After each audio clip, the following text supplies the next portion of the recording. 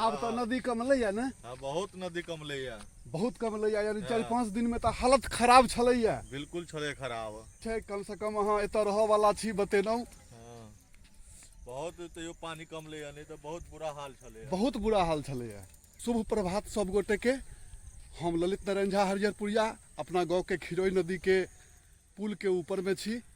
आ देखियो दृश्य 5-6 दिन पहले हम वीडियो बना कर फेसबुक यूट्यूब पर चढ़ेने छलहुँ हैं जैमे पानि से हालत बहुत खराब छलैया। आब देखै छियै जहाँ तहाँ घास देखा रहल छै पानि के नीचा तो पानि बहुत कमलैया पानि।